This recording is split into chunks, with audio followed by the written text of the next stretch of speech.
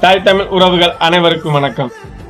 தமிழக முதலமைச்சர் நேற்றைய தினம் பேசிய ஒரு காணொளி, அந்த பேசிய அந்த சொற்கள் மிகவும் ஒரு ஆச்சரியமாக உள்ளது.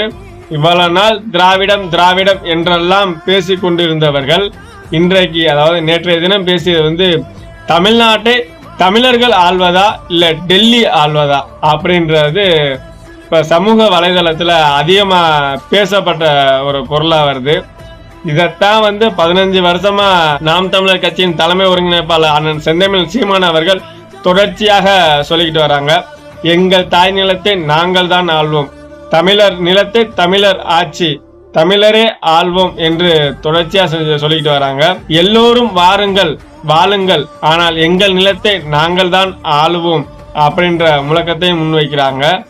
அது மட்டும் இல்லாம எல்லோரும் கூடி நிற்போம், நாங்கள் கொஞ்சம் முன்னாடி நிற்போம் அப்படின்ற கருத்தையும் முன் வச்சு 15 வருஷமா களமாடிட்டு வராங்க. ஆனா நாங்க நாம் தமிழர் கட்சி சார்பா தமிழர் என்று பேசினா பிரிவினைவாதி என்றெல்லாம் பதிவு செய்தவர்கள். இவ்வளவு நாள் நீங்க திராவிடம் திராவிடம் என்று கட்டமைச்ச நீங்க இந்த பதிவு செஞ்சிருக்கலாம்ல, தமிழகத்தை திராவிடர் ஆள்வதா இல்ல டெல்லி ஆள்வதா அப்படின்னு தான் நீங்க பதிவு செஞ்சிருக்கணும். ஆனா நீங்க என்ன பதிவு செய்யறீங்க, தமிழ்நாட்டை தமிழர் ஆள்வதா இல்ல டெல்லி ஆள்வதா அப்படின்னு அதிமுக பார்த்து கேள்வி எழுப்பி இருக்கீங்க.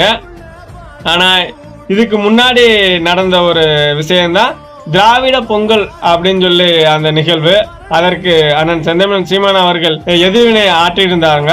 அதாவது, நீங்கள் திராவிட பொங்கல் வைத்தால் நான் திராவிடத்தையே பொங்கல் வைப்பேன் அப்படின்ற அந்த எதிர்வினையில இருந்து இந்த மாற்றமான பேச்சு வந்திருக்கா அப்படிங்கிறத நம்ம புரிஞ்சுக்க முடியுது.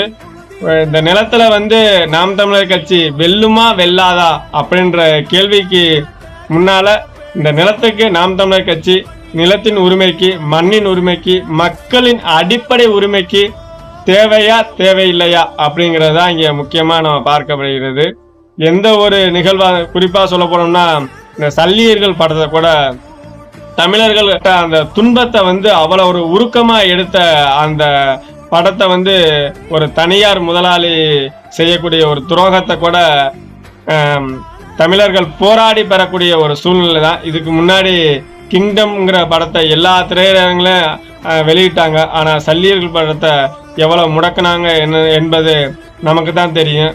அந்த மாதிரி ஒவ்வொரு உரிமைகளையும் நாம் மீட்டெடுப்போம் என்று உறுதியோட இந்த களத்துல பயணிப்போம். நன்றி, வணக்கம். என் ஓட்டு விவசாயிக்கு தான். நமது சின்னம் விவசாயி. ஓட்டு பாருங்க, ஓட்ட அப்புறம் பாருங்க.